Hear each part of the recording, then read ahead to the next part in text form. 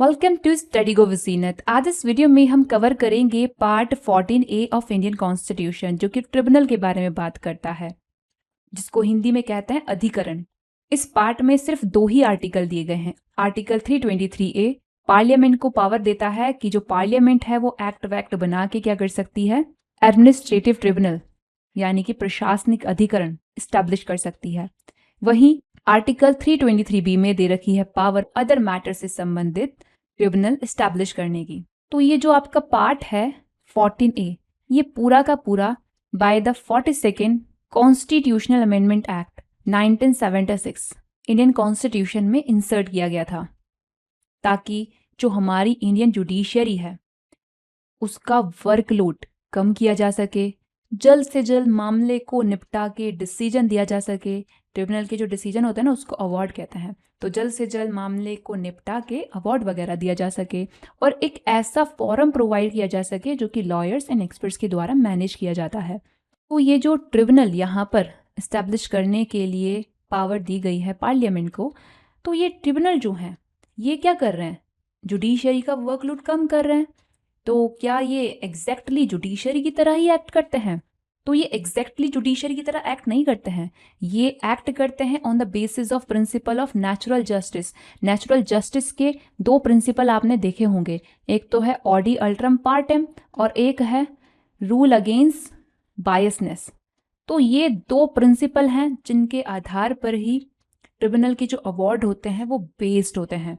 Tribunal जो भी procedure करता है वो नेचुरल जस्टिस के इन प्रिंसिपल्स को ध्यान में रखते हुए करता है। सीपीसी इंडियन एविडेंस एक्ट में जो स्ट्रिक्ट रूल्स दिए गए हैं उनको ये कहीं ना कहीं अप्लाई तो करता है, बट एग्जैक्ट वैसे नहीं अप्लाई करता है जैसे हमारी इंडियन जुडिशरी अप्लाई करती हैं।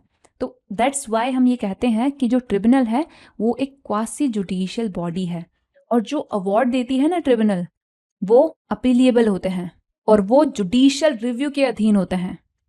तो यहाँ तक आपको कुछ बेसिक चीज़ें समझ में आई होंगी। आज के वीडियो में हम ये पूरा जो कॉन्सेप्ट है शॉर्ट में निपटाएंगे ट्रिब्यूनल्स का, जितना आपके एग्जाम्स में आता है बस उतना। ऑलराइट, इंडियन कॉन्स्टिट्यूशन और काफ़ी सारे सब्जेक्ट्स हैं जिनके पीडीएफ नोट अवेलेबल है। अगर उनमें से किसी भी सब्जेक्ट का अगर आपको पीडीएफ नोट चाहिए या उनके बारे में आपको डिटेल लेनी है तो आप मुझे या तो मेरे ईमेल एड्रेस पर मेल कर सकते हो या फिर आप मेरी टेलीग्राम आईडी पर मैसेज कर सकते हो। सारी डिटेल मैंने डिस्क्रिप्शन में डाल दी, एक बार आप डिस्क्रिप्शन जरूर चेक कर लेना। टेलीग्राम पर मेरा चैनल है स्टडी गो विद जीनत, उसको जरूर ज्वाइन करना। वहां पर मैं काफ़ी सारी चीज़ों की अपडेट आप लोगों को देती रहती हूँ। और इंडियन कॉन्स्टिट्यूशन की अगर सारी वीडियोस चाहिए तो सारी वीडियो एक प्लेलिस्ट में मिलेंगी, उस प्लेलिस्ट की लिंक डिस्क्रिप्शन में है, तो वो भी आप एक बार चेक कर लेना। तो चलिए शुरू करते हैं आज का वीडियो। तो सबसे पहले पार्ट 14A जो दिया गया है इंडियन कॉन्स्टिट्यूशन में, इसमें सबसे पहले आता है हमारा आर्टिकल 323A, और इस आर्टिकल के तहत सिर्फ और सिर्फ पार्लियामेंट को पावर मिली हुई है कि जो पार्लियामेंट है वो लॉ बना के यूनियन के लिए एडमिनिस्ट्रेटिव ट्रिब्यूनल एस्टैब्लिश कर सकती है, स्टेट के लिए स्टेट एडमिनिस्ट्रेटिव ट्रिब्यूनल एस्टैब्लिश कर सकती है, या फिर 2 या 2 से ज्यादा स्टेट के लिए जॉइंट एडमिनिस्ट्रेटिव ट्रिब्यूनल एस्टैब्लिश कर सकती है।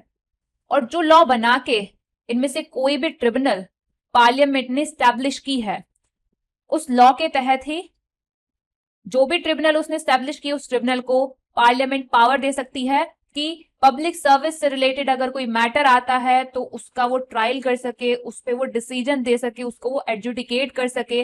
पब्लिक सर्विस मैटर से संबंधित रिक्रूटमेंट की कोई कंप्लेंट आती है, पब्लिक सर्विस कंडीशन को लेकर कोई कंप्लेंट आती है तो उसको वो एडजुडिकेट कर सके। इस तरह की पावर उसी लॉ के तहत पार्लियामेंट उस पर्टिकुलर ट्रिब्यूनल को दे सकती है जो कि उसने स्टैब्लिश किया है।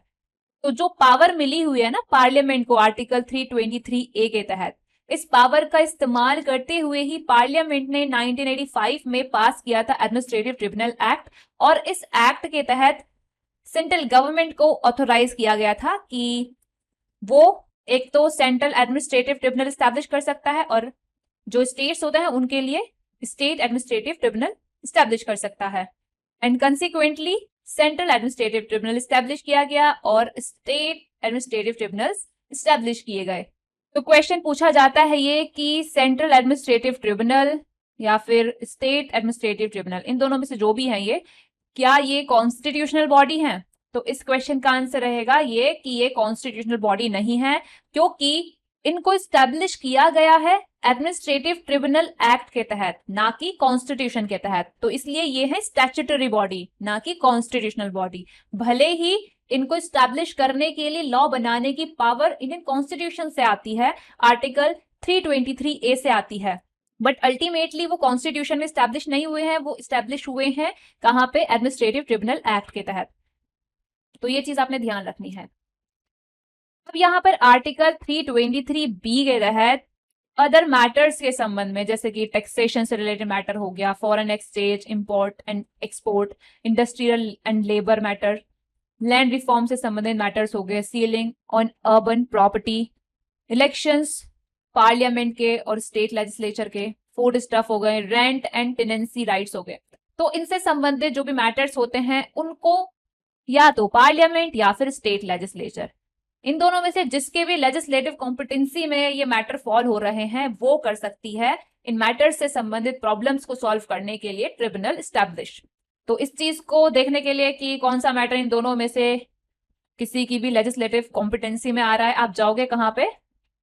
7 शेड्यूल में जो 3 लिस्ट दे रखी है ना, union list, state list, concurrent list, उनमें आप चेक करोगे कि ये पर्टिकुलर मैटर इनमें से किस लिस्ट में आ रहा है, और इस तरीके से पार्लियामेंट या फिर स्टेट, इन दोनों में से कौन इस मैटर के संबंध में लॉ बना सकती है। और जो भी मतलब ट्रिब्यूनल देती है डिसीजन, उसकी अपील की जा सकती है कहां पे? हाई कोर्ट में। तो जो भी आपका आर्टिकल है ना 323A एंड 323B, इनमें चीज ये थी कि आर्टिकल 323A में क्लोज 2D दिया गया था और इधर 323B में क्लोज 3D दिया गया था। ये दोनों क्लोज क्या कर रहे थे? Supreme court and high court की जो जुडिशियल रिव्यू की पावर है ना, वो खत्म कर रहे थे। यानी कि यहाँ पे जो ट्रिब्यूनल बनाए गए हैं वो डिसीजन वगैरह अगर दे देते हैं तो उसका सुप्रीम कोर्ट या फिर हाई कोर्ट जुडिशियल रिव्यू नहीं कर सकती है। तो इस तरह की चीज हो रही थी यहाँ पे।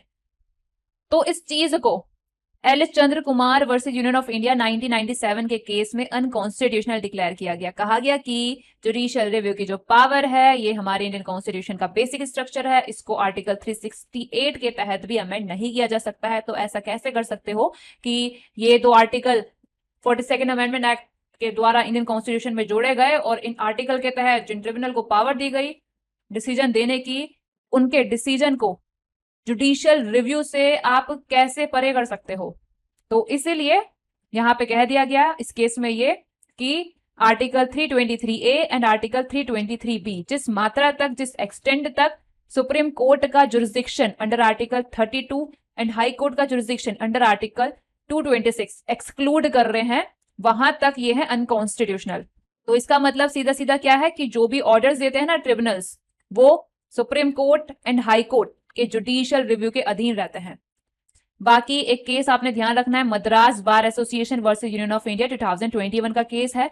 इस केस में सुप्रीम कोर्ट ने tribunal reforms, rationalisation and condition of service ordinance 2021, in short अगर हम कहें तो ट्रिब्यूनल रिफॉर्म्स ऑर्डिनेंस 2021, इसके प्रोविजंस को 2/1 की मेजोरिटी से स्ट्रक डाउन किया। उस प्रोविजन जिनके तहत ये चीज फिक्स की गई थी कि जो ट्रिब्यूनल्स के मेंबर्स होते हैं उनका टेन्यूर रहेगा कितना? 4 साल का। तो ये कहा गया कि ये जो नया टेन्यूर यहाँ पे फिक्स किया गया है ये सस्टेन नहीं करेगा। और कहा गया कि रॉजर मैथ्यू का जो केस आया था उस केस में जो डायरेक्शन दिया गया था ट्रिब्यूनल के मेंबर्स के टेन्यूर के बारे में कि वो 5 साल का होगा, वो ही सस्टेन करेगा। यानी कि ट्रिब्यूनल के जो मेंबर हैं उनका टेन्यूर ये नहीं बल्कि यही रहेगा। ऑलराइट, तो यहां पर ये दोनों आर्टिकल होते हैं ट्रिब्यूनल के बारे में कंप्लीट। एक आर्टिकल आपने और ध्यान रखना है जो कि है आर्टिकल 262। इस आर्टिकल में पार्लियामेंट को पावर मिली हुई है कि जो पार्लियामेंट है वो ट्रिब्यूनल एस्टेब्लिश कर सकती है। किस लिए? इंटर स्टेट रिवर या रिवर वैली के वाटर के संबंध में अगर कोई डिस्प्यूट वगैरह आता है तो उसको रिजॉल्व करने के लिए। कोई डिस्प्यूट आता है ये कि भाई इसका पानी तो ये पर्टिकुलर स्टेट यूज कर सकती है, दूसरी पर्टिकुलर स्टेट यूज नहीं कर सकती, इसके पानी का डिस्ट्रीब्यूशन इस पर्टिकुलर स्टेट में नहीं होगा, मतलब इस तरह के कोई भी डिस्प्यूट आते हैं बिटवीन 2 और more states regarding inter state river और रिवर वैली, तो उस डिस्प्यूट को, उससे संबंधित कंप्लेंट को एडजुडिकेट करने के लिए ट्रिब्यूनल एस्टैब्लिश कर सकती है parliament under article 262 of Indian constitution. और इसके साथ साथ ये आर्टिकल ये भी कहता है कि पार्लियामेंट लॉ बना सकती है जिसके तहत वो सीधा सीधा ये चीज कर सकती है कि इस तरह के मामले ना तो सुप्रीम कोर्ट और ना ही कोई अदर कोर्ट रिजॉल्व कर सकती है। इस तरीके से सुप्रीम कोर्ट और बाकी जो जुडिशरी है ना, उनके जुरिस्डिक्शन को इस तरह के मामले को डील करने से एक्सक्लूड कर सकती है। तो इतनी सी बात है यहाँ पे इस आर्टिकल में। तो यहाँ पे आपका ट्रिब्यूनल से संबंधित जो भी था वो होता है कंप्लीट। कहीं पर भी आपको कोई डाउट रहता है तो आप कमेंट सेक्शन में, इंस्टाग्राम पे, टेलीग्राम पे कहीं भी पूछ सकते हैं।